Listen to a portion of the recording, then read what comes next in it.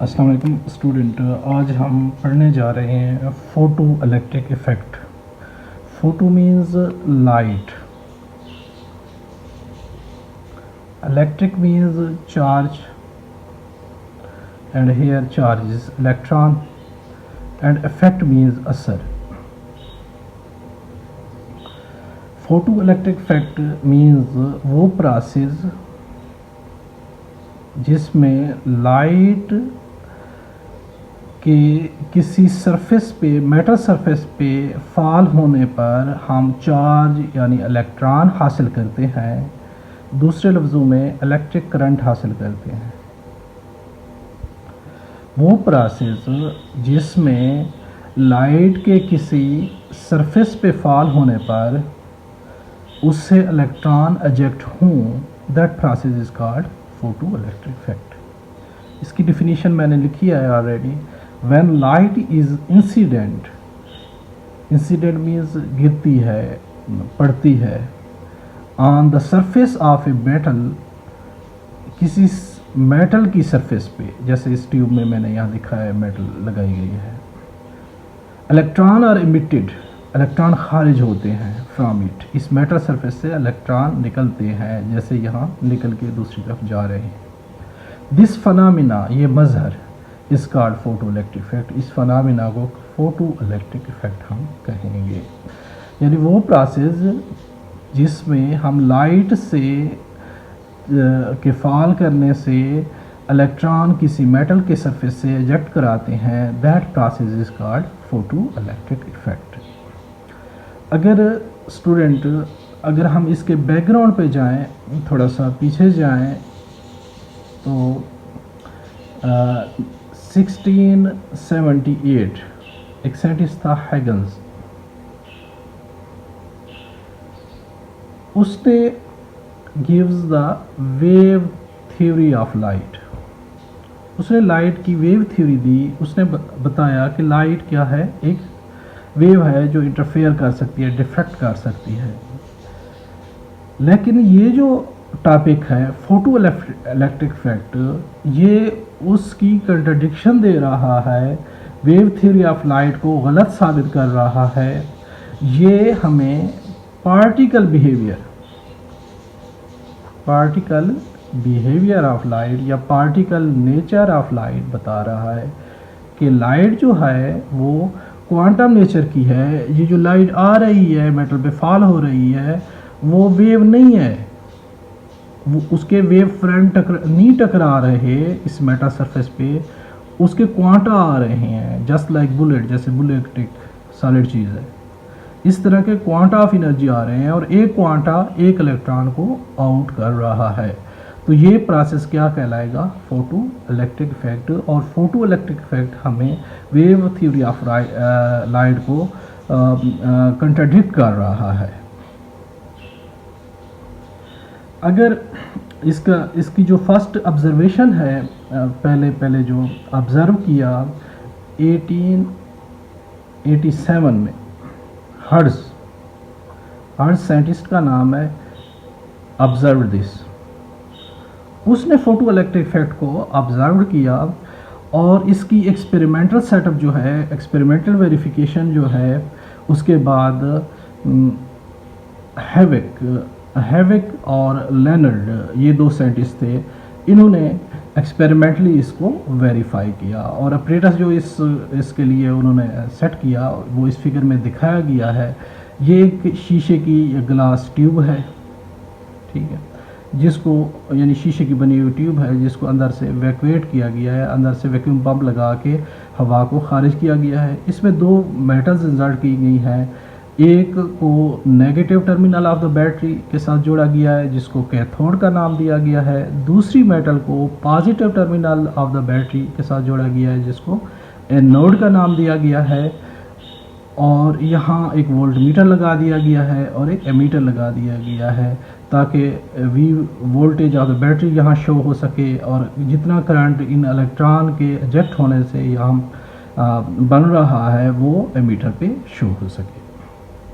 ये इसका experimental setup है। लाइट अल्ट्रावायलेट हो सकती है, इंफ्रारेड हो सकती है, अल्ट्रावायलेट से ऊपर भी रीजन की कोई लाइट हो सकती है। तो ये ऊपर मेटल पे फॉल की गई और जैसे ही लाइट इस मेटल पे टकराई, इलेक्ट्रॉन इजेक्ट हुए और इधर नेगेटिव पोटेंशियल इसको दी गई बैटरी से, और नेगेटिव प्लेट जो है नेगेटिव इलेक्ट्रॉन को रिपेल कर रही है और पॉजिटिव प्लेट दूसरी इलेक्ट्रॉन को अट्रैक्ट कर रही है। इलेक्ट्रॉन यहाँ से नेगेटिव से पॉजिटिव तरफ फ्लो हो रहे हैं और एमीटर पे हमारे पास जो एमीटर है करंट मेजर हो रहा है, वो डिफ्लेक्शन दे रहा है और इससे हम डेटा प्लॉट कर रहे हैं। अगर हम वोल्टेज V जो है ना कांस्टेंट रख रहे हैं और इंटेंसिटी ऑफ लाइट बढ़ाते जाएं तो उससे करंट हम ऑब्ज़र्व करते हैं कि वो ज़्यादा होता है। इसी तरह फ्रीक्वेंसी को चेंज करने से भी डिफरेंट रिज़ल्ट आते हैं। फर्दर इसकी वोल्टेज बैटरी की चेंज करने से भी डिफरेंट रिज़ल्ट्स आते हैं। जब हम कहते हैं कि लाइट फॉल कर रही है इधर, तो लाइट में दो चीज़ें हैं स्टूडेंट्स, दो जो इम्पॉर्टेंट चीज़ें हैं। एक लाइट की इंटेंसिटी है। इंटेंसिटी का मतलब है ब्राइटनेस, जैसे टीवी की आप चेंज करते हैं, यानी कि इनिशियली आप 60 वाट का बल्ब लगा के यहाँ से लाइट देते हैं, फिर इंटेंसिटी इंक्रीज कराने के लिए फर्दर 100 वाट का लगा देते हैं, फर्दर इंटेंसिटी इंक्रीज़ करने के लिए 200 वाट का लगा देते हैं और ज़्यादा ब्राइटर लाइट आती है। तो हमारे पास रिज़ल्ट इसके डिफरेंट आते हैं जब हम इंटेंसिटी को इंक्रीज़ या डिक्रीज़ करते हैं। इंटेंसिटी एसोसिएटेड है with brightness of light, light की चमक से। जितनी इंटेंस लाइट होगी उतनी लाइट की जो वेव्स हैं आपस में घनी आएंगी, ज़्यादा आएंगी, पर यूनिट एरिया जो वेव्स की तादाद वो ज़्यादा होगी और उसके नतीजे में हमारे पास ज़्यादा इलेक्ट्रॉन इजेक्ट होंगे और ज़्यादा करंट आएगा। दूसरी चीज़ है इसमें फ्रीक्वेंसी। फ्रीक्वेंसी का जो तल्लक है, जो एसोसिएट है, वो कलर के साथ।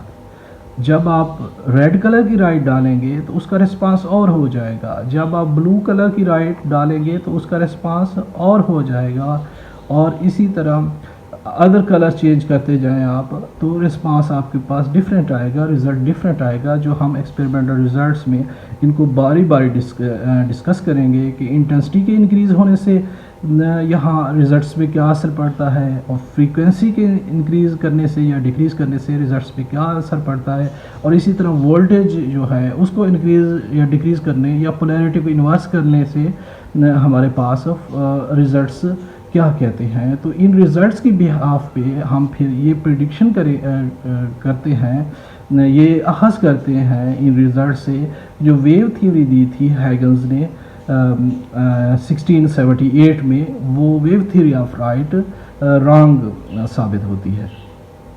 तो इसका फर्स्ट जो एक्सपेरिमेंटल रिज़ल्ट्स है इसका वो ये है कि जैसे ही electrons are ejected at once, जैसे ही लाइट फॉल होती है, जैसे ही लाइट फॉल होती है इस मेटल से, with in nano second electron metal से एजेक्ट होके सरफेस पे आ जाते हैं।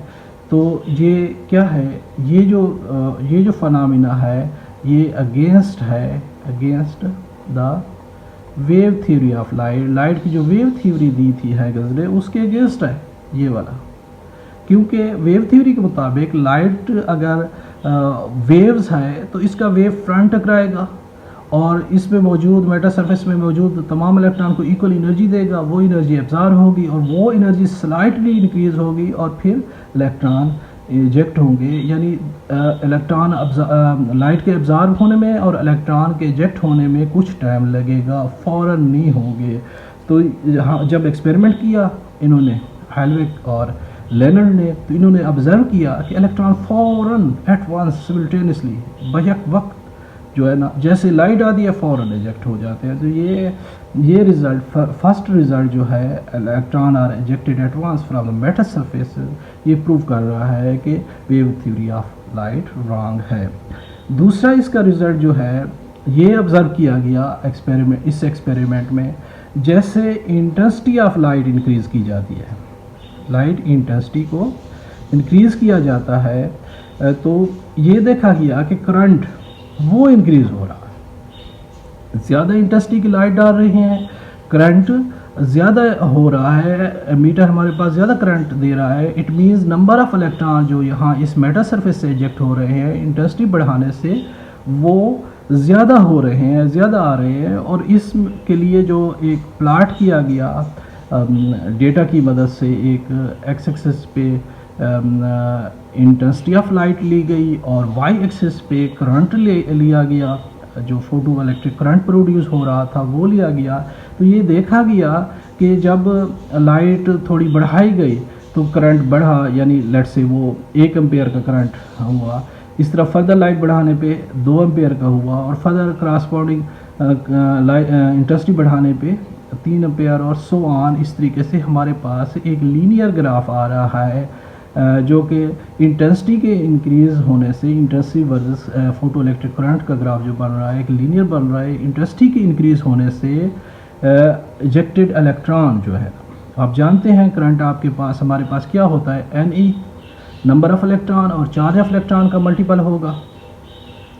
तो इजेक्टेड इलेक्ट्रॉन की तादाद ज़्यादा हो रही है इंटेंसिटी के बढ़ाने से, यानी जब हम 60 वाट का बल्ब लगा रहे हैं इधर, तो हमारे पास करंट 1 एम्पेयर का आ रहा है। सपोज़ हम 100 वाट का कर देते, 2 एम्पेयर का दे, 200 वाट का कर देते, 3 एम्पेयर, सो ऑन। इस तरीके से एक हमारे पास स्ट्रेट लाइन आ रही है, यानी इंटेंसिटी के बढ़ाने से नंबर ऑफ़ इजेक्टेड इलेक्ट्रॉन जो हैं यहाँ मेटल सरफेस से वो बढ़ रहे हैं और हमारे पास एक स्ट्रेट लाइन आ रही है जो ये बता रहा है कि इंटेंसिटी के बढ़ाने से इलेक्ट्रॉन का एमिशन ज़्यादा हो रहा है और करंट ज़्यादा प्रोड्यूस हो रहा है। इसको हम एक एनिमेशन में देख देते हैं जिसमें आपको फर्दर ज़्यादा क्लियर हो जाएगा। हाँ स्टूडेंट, आप देख रहे हैं जैसे जैसे इंटेंसिटी बढ़ा रहे हैं नंबर ऑफ इलेक्ट्रॉन बढ़ते जा रहे हैं और जैसे इंटेंसिटी कम हो रही है इलेक्ट्रॉन इजेक्ट नहीं हो रहे। जी स्टूडेंट, जो थर्ड इसका एक्सपेरिमेंटल रिज़ल्ट है फोटो इलेक्ट्रिक इफेक्ट का, उसमें ये था कि यहाँ डिफरेंट फ्रीक्वेंसी की लाइट डालेगी इस प्लेट पे और ये ऑब्ज़र्व किया गया कि जो kinetic energy of emitted electron है वो डायरेक्टली प्रोपोर्शनल टू है फ्रीक्वेंसी के, यानी फ्रीक्वेंसी के इंक्रीज़ करने से kinetic energy of emitted electron जो यहाँ से इजेक्ट होते हैं और इधर ज़्यादा स्पीड से जाना शुरू कर देते हैं जैसे जैसे फ्रीक्वेंसी हम इंक्रीज़ करते हैं। दूसरे लफ्ज़ों में डिफरेंट कलर्स की लाइट डालने से, कलर चेंज करने से, लाइट का कलर चेंज करने से, यानी फ्रीक्वेंसी, जैसा कि आप जानते हैं कि विबग्यार में जो लाइट है आपके पास वाइट लाइट, विबग्यार GYOR, रेड जो है हमारे पास लॉन्ग वेव लेंथ है और इसकी फ्रीक्वेंसी क्या है, रेड लाइट जो है, और इधर इंफ्रारेड आ जाते हैं, इसकी फ्रीक्वेंसी सबसे कम है, इंफ्रारेड की कम है, ये लो फ्रीक्वेंसी है और फ्रीक्वेंसी यूं इंक्रीज़ हो रही है विबग्यार में। अगर आप इंफ्रारेड लाइट यहाँ डालते हैं, इंफ्रारेड लाइट डालते हैं तो इजेक्टेड इलेक्ट्रॉन जो हैं वो जो है कम काइनेटिक एनर्जी से इधर जाएंगे। फर्दर फ्रीक्वेंसी इंक्रीज करने पे रेड लाइट पे थोड़ा ज़्यादा हो जाएंगे, ब्लू लाइट पे, ऑरेंज पे और ज़्यादा, और येलो पे और ग्रीन पे और ब्लू पे और ज़्यादा। यानी जैसे जैसे हम लाइट की फ्रीक्वेंसी इंक्रीज़ करते जाएंगे, यहाँ पे डिफरेंट कलर की लाइट डालेंगे, जब रेड डालेंगे तो जो इजेक्टेड इलेक्ट्रॉन है उनकी काइनेटिक एनर्जी कम होगी, फर्दर ग्रीन डालने पे और ज़्यादा हो जाएगी, ब्लू डालने पे और ज़्यादा हो जाएगी, और इंडिगो और वायलेट और यूवी डालने पे, अल्ट्रावायलेट डालने पे और ज़्यादा एनर्जी के साथ इलेक्ट्रॉन यहाँ से इजेक्ट होंगे और ज़्यादा काइनेटिक एनर्जी लेके इधर जाएंगे।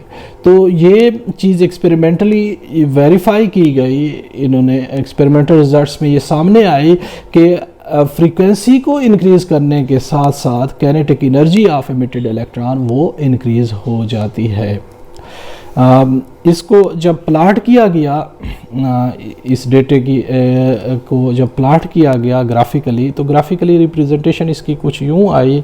अगर हम यहाँ फ्रीक्वेंसी ले लेते हैं F और इधर काइनेटिक एनर्जी ऑफ इलेक्ट्रॉन ले लेते हैं।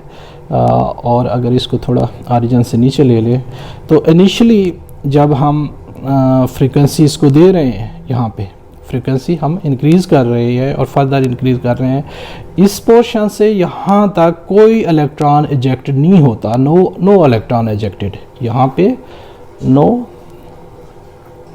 Electron ejected. और फर्दर फ्रीक्वेंसी बढ़ाने पे काइनेटिक एनर्जी बढ़ती जाती है, यानी हमारे पास एक लीनियर फिर कर्व आ जाता है। यहाँ इस पोर्शन पे नहीं होता और इसको कहते हैं थ्रेशोल्ड फ्रीक्वेंसी। यानी जब तक आपके पास जो इंसिडेंट लाइट है, ये जो लाइट यहाँ आ रही है, उसकी फ्रीक्वेंसी थ्रेशोल्ड फ्रीक्वेंसी यानी कि f0 से कम है, when f is less than f0, threshold frequency से कम है, इस वैल्यू से कम है, तो आपके पास नो इलेक्ट्रॉन इजेक्टेड, कोई इलेक्ट्रॉन नहीं होगा, खारिज नहीं होगा, इस मेटल सरफेस से नहीं निकलेगा बाहर।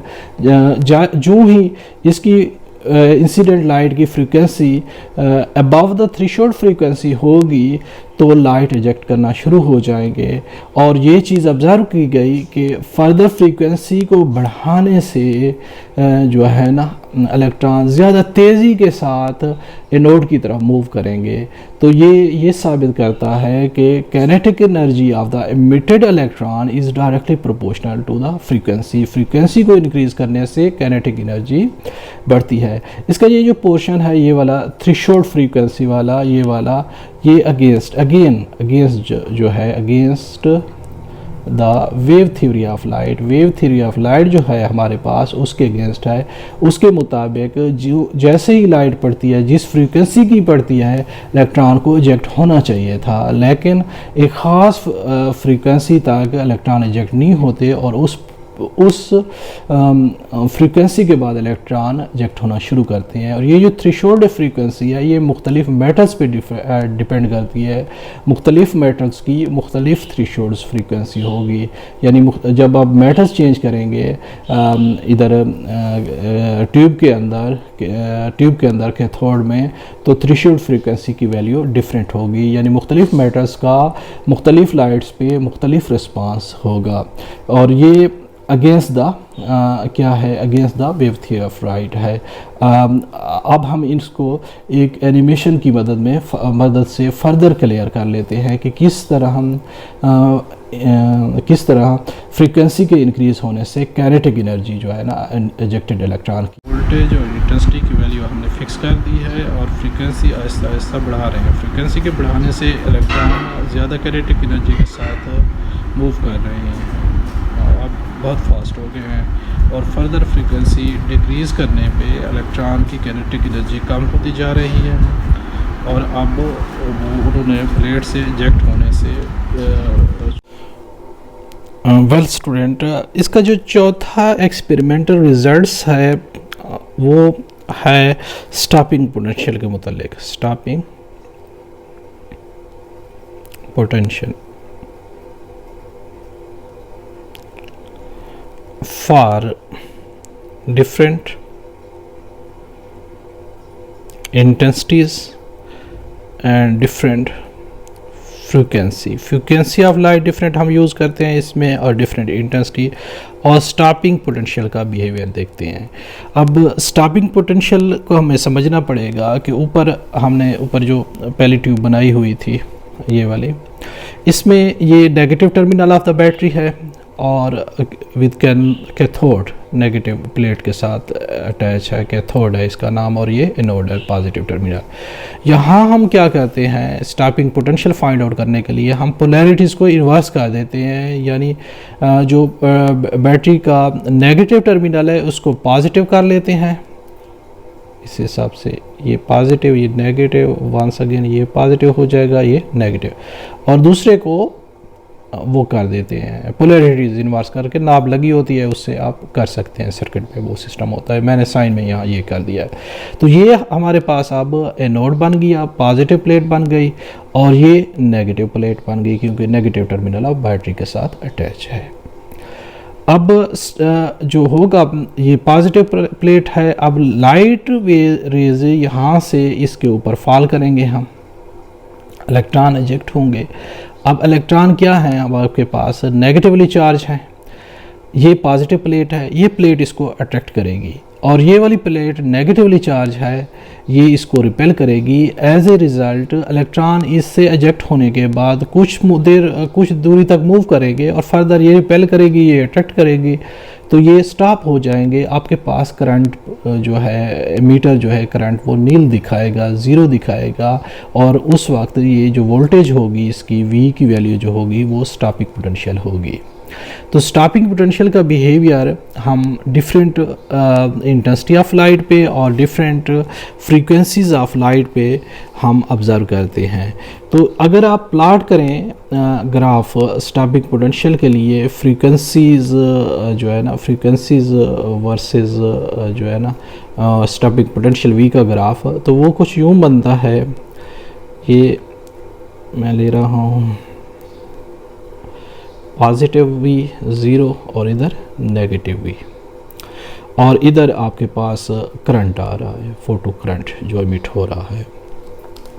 इनिशियली जब आप इसको वो करते हैं, यहाँ आप लोअर फ्रीक्वेंसी की रेड लाइट यहाँ से यहाँ डालते हैं इसके ऊपर, यहाँ पे इलेक्ट्रॉन इजेक्ट होते हैं, तो उसके लिए कुछ यूँ आया जाएगा। जैसे जैसे आप इसको प्लाट करेंगे, ये आपके पास यूँ प्लाट बनेगा करंट का और वोल्टेज का यूँ, और ये फर्दर अगर नेगेटिव पोटेंशियल को आप इंक्रीज़ करते जाएंगे तो ये इधर आ जाएगा, यहाँ पे ये प्लाट होगा आपके पास रेड पे ऊपर।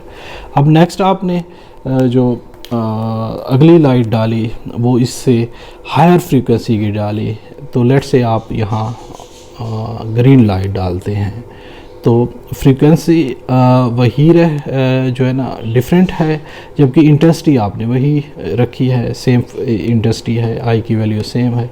तो इस वक्त जो आपके पास स्टॉपिंग पोटेंशियल का बिहेवियर आएगा यहाँ पीछे आ जाएगा थोड़ा इधर से, और फर्दर जो आप आगे लेट्स से थर्ड इसमें ग्रीन लाइट अगर ये ब्लू लाइट डालते हैं इधर, इस पे इलेक्ट्रॉन इजेक्ट होंगे, तो इधर आपके पास फ्रीक्वेंसी डिफरेंट लेकिन इंटेंसिटी ऑफ लाइट सेम आएगी, तो इसके पास आपके पास यहाँ पे आ जाएगा। तो ये आपके पास स्टॉपिंग पोटेंशियल की value different colour of light, different frequency, different frequencies, different F है और सेम I है, इंटेंसिटी इनकी सेम है, लाइट की सेम इंटेंसिटी है। यानी ये अगर 100 वाट का बल्ब आपने यूज़ किया है तो वो 100 वाट का ही है, सेम इंटेंसिटी में 100 वाट का ही बल्ब आपने पीछे लगाया है, लेकिन कलर डिफरेंट की लाइट दे रहा है। पहले वो रेड दे रहा है, फिर ग्रीन दे रहा है, फिर अगले स्टेप पे आपने पहले रेड कलर वाला बल्ब लगाया है, फिर ग्रीन वाला, फिर ब्लू वाला। तो स्टॉपिंग पोटेंशियल्स की वैल्यू डिफरेंट आई, यानी फ्रीक्वेंसी के इंक्रीज़ करने से आपने फ्रीक्वेंसी को इंक्रीज़ किया तो स्टॉपिंग पोटेंशियल की वैल्यू आपके पास इंक्रीज़ हुई। तो अगर इसके लिए आप इक्वेशन ड्रा करें कि इक्वेशन लिखें के ई काइनेटिक एनर्जी जो होगी वो ई वी के बराबर है, यानी वोल्टेज और चार्ज ऑफ इलेक्ट्रॉन के प्रोडक्ट के ई मैक्सिमम आएगी।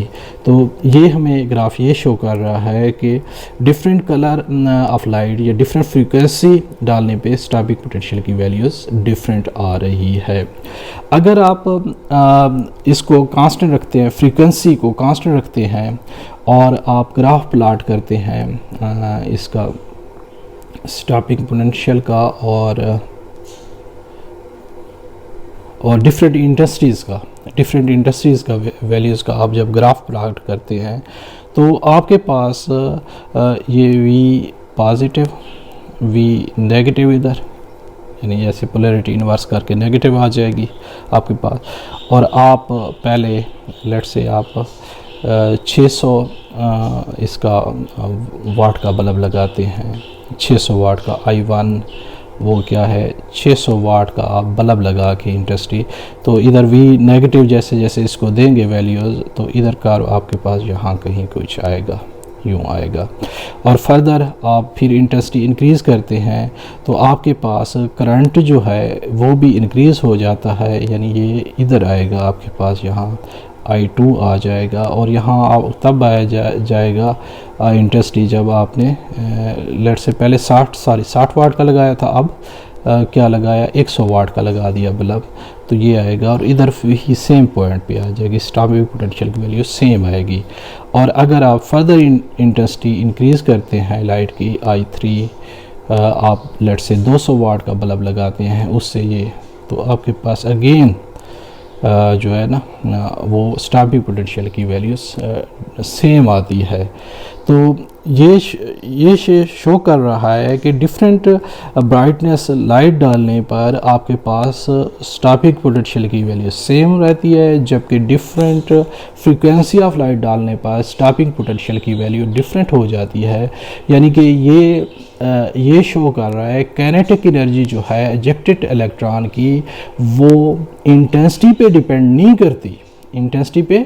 नहीं करती, फ्रीक्वेंसी ऑफ लाइट पे डिपेंड करती है। यानी काइनेटिक एनर्जी मैक्सिमम जो है E और V के बराबर है, V यहाँ स्टॉपिंग पोटेंशियल ज़्यादा आ रही है, तो काइनेटिक एनर्जी आपके पास फ्रीक्वेंसी डिपेंडेंट है, इंटेंसिटी डिपेंडेंट नहीं है एजेक्टेड इलेक्ट्रॉन की। तो इसको हम थोड़ा एक और सिमुलेशन की मदद से फर्दर क्लियर कर लेते हैं। स्टूडेंट अगर बैटरी की तरफ देखें तो हमने पोलैरिटी इसकी इन्वर्स कर ली है। अब नेगेटिव पोटेंशियल आहिस्ता आहिस्ता आप बढ़ा रहे हैं और आप देख रहे हैं कि नेगेटिव पोटेंशियल बढ़ने से अब इलेक्ट्रॉन नहीं जा रहे, कैथोड पे इलेक्ट्रॉन नहीं जा रहे।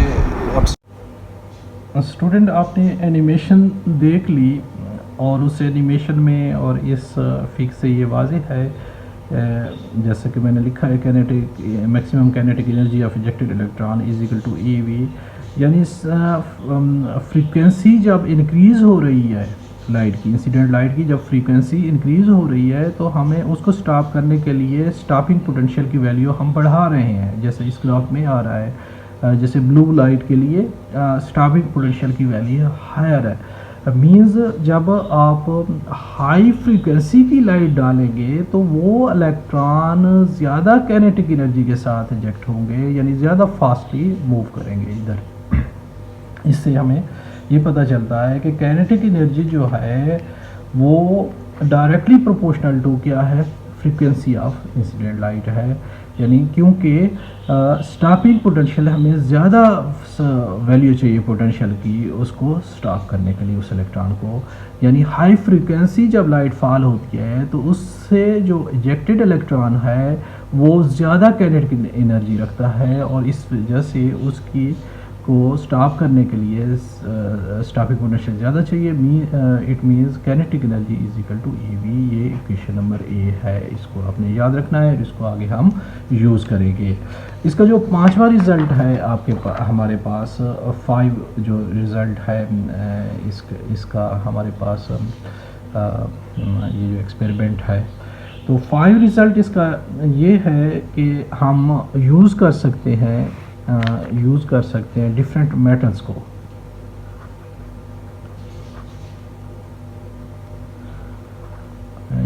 यूज़ ऑफ डिफरेंट मटेरियल्स, यानी आपके पास जो प्लेट थी इसमें आप डिफरेंट मटेरियल यूज़ कर सकते हैं और हर एक मटेरियल के लिए काइनेटिक एनर्जी जो होगी वो इजेक्टेड इलेक्ट्रॉन की जो होगी वो प्रोपोर्शनल होगी उस मटेरियल के। वो मटेरियल जितना गुड कंडक्टर होगा उसकी काइनेटिक एनर्जी उतनी ज़्यादा होगी। Even also electrons can be emitted from non-metals, यानी आप नॉन मेटल्स से भी इलेक्ट्रॉन इजेक्ट कर सकते हैं, लेकिन आपको हाई फ्रीक्वेंसी चाहिए होगी इंसिडेंट लाइट की। बहुत हाई फ्रीक्वेंसी की लाइट जब आप मारेंगे तो यहाँ इस कैथोड को एज ए नॉन मेटल कोई आप यूज़ कर सकते हैं और उससे भी इलेक्ट्रॉन इंजेक्ट हो सकते हैं। यानी फोटो इलेक्ट्रिक इफेक्ट का फिनोमेना नॉन मेटल में भी ऑब्ज़र्व किया जा सकता है। आगे आ जाता है फेल्योर। इसमें फेल्योर जो है failure of wave theory of light. Wave theory of light जो हमने शुरू में मैंने आपको बताया था कि हैगन्स ने दी थी 1678 में हैगन्स ने दी थी। तो वो ये फोटो इलेक्ट्रिक का फिनोमेना हमने पढ़ा है। तो किन किन बेसिस पे उसको इस थ्योरी को ये फेल कर रहा है ये फिनोमेना। तो पहला जो है एट वंस, पहला जो इसका है एट वंस, मैंने ऊपर बताया था आपको, इजेक्शन ऑफ इलेक्ट्रॉन। इलेक्ट्रॉन जो है वो फ़ौरन इजेक्ट होते हैं जैसे ही मेटल पे लाइट पड़ती है। इलेक्ट्रॉन एट वंस इजेक्ट होते हैं विदाउट एनी टाइम डिले। तो ये against the wave theory of light है। ये क्या है? Against the wave theory of light जो है ना उसके अगेंस्ट है। दूसरा जो इसकी फेल्योर है कि कैनेटिक एनर्जी जो है वो इलेक्ट्रॉन की वो डायरेक्टली प्रोपोर्शनल टू है फ्रीक्वेंसी के। फ्रीक्वेंसी इंक्रीज़ करते हैं कैनेटिक इंक्रीज़ हो जाती है, फ्रीक्वेंसी डिक्रीज़ करते हैं कैनेटिक डिक्रीज़ हो जाती है। तो ये जो थी वेव थ्योरी ऑफ लाइट थी तो उसमें तो उन्होंने वो लिया था एज ए कंटिन्यूस वेव लिया था। वेव फ्रंट लगता बेटा सरफेस पे और इलेक्ट्रॉन जो है ना वो इंटेंसिटी डिपेंडेंट होते, फ्रीक्वेंसी डिपेंडेंट नहीं होते इजेक्शन के मामले में। लेकिन एक्सपेरिमेंटल रिजल्ट जो थे वो टोटली डिफरेंट थे। इलेक्ट्रॉन जो हैं वो फ्रीक्वेंसी डिपेंडेंट हैं। फ्रीक्वेंसी इंक्रीज़ करने से कैनेटिक एनर्जी उनकी इंक्रीज़ हो जाती है और फ्रीक्वेंसी डिक्रीज़ करने से कैनेटिक एनर्जी उनकी डिक्रीज़ हो जाती है। ये भी क्या है? Against the wave theory of light है। थर्ड इसकी जो फेल्योर है वेव थ्योरी ऑफ लाइट नहीं एक्सप्लेन कर सकती। नो इलेक्ट्रॉन इजेक्टेड, कोई इलेक्ट्रॉन नहीं इजेक्ट होता जब फ्रीक्वेंसी जो ऑफ लाइट जो है वो लेस देन है इंसिडेंट लाइट की थ्रेशोल्ड फ्रीक्वेंसी से। तो थ्रेशोल्ड फ्रीक्वेंसी से कम लाइट जो है हो तो तब भी इलेक्ट्रॉन नहीं इजेक्ट होता। जबकि वेव थ्योरी ऑफ लाइट हमें ये कहती थी कि जैसे ही हम लाइट मारेंगे किसी भी फ्रीक्वेंसी की मारेंगे इलेक्ट्रॉन को इजेक्ट होना चाहिए। लेकिन लाइट मारने पे ख़ास फ्रीक्वेंसी के बाद लाइट की ख़ास फ्रीक्वेंसी के बाद इलेक्ट्रॉन इजेक्ट होते हैं। तो ये भी जो है ना अगेंस्ट है वेव थ्योरी ऑफ लाइट के। तो इन फेल्योर्स की वजह से इसकी एक्सप्लेनेशन दी आइंस्टाइन्स ने फर्दर।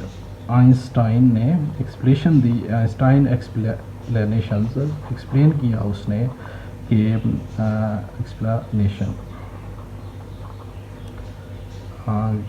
एक्सप्लेनेशन जिसको कहते हैं फोटोन थ्योरी ऑफ लाइट। तो आइंस्टाइन ने ये कहा कि ये जो जो मेटल है उस पे जो लाइट आ रही है वो रे नहीं है, वो क्वांटा ऑफ एनर्जी है, फोटोन ऑफ एनर्जी है। और वो फोटोन जो है एनर्जी पैकेट है, एनर्जी पैकेट की फॉर्म में आ रही है। और एक फोटोन जो है वन फोटोन वन इलेक्ट्रॉन को इजेक्ट कर रहा है। तो क्वांटा है इजेक्ट कर रहा है। यानी ये ऐसा है कि एक वेव नहीं आ रही, एक क्वांटा आ रहा है, यानी एक बुलेट आ रही है या एक एरो आ रही है। और एक एरो यानी एक बुलेट से एक इलेक्ट्रॉन निकल रहा है। तो number of ejected photon is equal to number of ejected electrons is equal to number of photon. जितने फोटोन लाइट के स्ट्राइक कर रहे हैं उतने ही जो है ना इलेक्ट्रॉन एमिट हो रहे हैं। और इसने कहा था कि ये क्या है? स्ट्रीम ऑफ फोटोन है, स्ट्रीम ऑफ लाइट फोटोन इस पे फॉल कर रही है और ये इलेक्ट्रॉन्स को इजेक्ट कर रहे हैं। और इलेक्ट्रॉन इस सरफेस से निकल रहे हैं और फर्दर एनोड की तरफ मूव कर रहे हैं। तो आइंस्टाइन ने एक इक्वेशन दी जिसको आइंस्टाइन इक्वेशन भी कहते हैं, फोटो इलेक्ट्रिक इफेक्ट इक्वेशंस कहते हैं। Einstein photo electric effect equation इसको कहते हैं। और उसके मुताबिक अगर ये फोटोन आ रहा है लाइट का, इसकी HF फ्रीक्वेंसी है, एनर्जी है HF, तो ये दो हिस्सों में डिवाइड होगी। एक हिस्सा इसको इस मैटर सरफेस से आउट करेगा, यानी वर्क फंक्शन यूज़ होगा, और इस वर्क फंक्शन को F0 से हम डिनोट करते हैं। और दूसरा जो इलेक्ट्रॉन इजेक्ट होके दूसरी तरफ जाएगा तो उसकी काइनेटिक एनर्जी होगी KE के बराबर होगी। या इस इक्वेशन को मैं यूँ भी लिख सकता हूँ कि KE is equal to HF minus phi naught, और फाई नॉट जो है आपके पास उसका वर्क फंक्शन है जो कि HF नॉट के इक्वल हो जाएगा। तो ये आप लिख सकते हैं HF minus HF not. F not क्या है? थ्रेशोल्ड फ्रीक्वेंसी है। F not threshold frequency of वो इजेक्टेड इलेक्ट्रॉन है। तो F नॉट आपके पास थ्रेशोल्ड फ्रीक्वेंसी है, तो KE आपके पास आ गया। इसके बराबर KE आप फर्दर लिख सकते हैं, H कॉमन ले लें, F माइनस F नॉट। ये इक्वेशन B कर ली। कंपेयरिंग इसको भी मैक्स कर दें, kinetic energy of electron. Comparing equation number A and B। Equation B A हमने पिछले पेज पे निकाली थी, आपको याद हो तो ये इक्वेशन थी हमारे पास। KE is equal to EV equation A थी, और इक्वेशन B हमारे पास ये है KE is equal to H into F minus F naught. तो इसको हम लिख सकते हैं, कंपेयर दोनों काइनेटिक एनर्जी की वैल्यू हैं, तो F H into F minus F naught is equal to आपके पास आ जाएगा EV के। ये जो है आपके पास बहुत ही वेल नोन इक्वेशन है, एक फॉर्म है इसकी, Einstein photo electric effect equation A B और इसको C का नाम दे दें। A B and C can be used, इनको यूज़ आप कर सकते हैं इन सोल्यूशन ऑफ प्रॉब्लम्स। आपके पास जो सोल्यूशंस ऑफ प्रॉब्लम्स हैं उनमें आप इनको यूज़ कर सकते हैं। तो स्टूडेंट, बहुत ही इंपॉर्टेंट टॉपिक हमने पढ़ा आज, होपफुली आपको समझ आ गया होगा।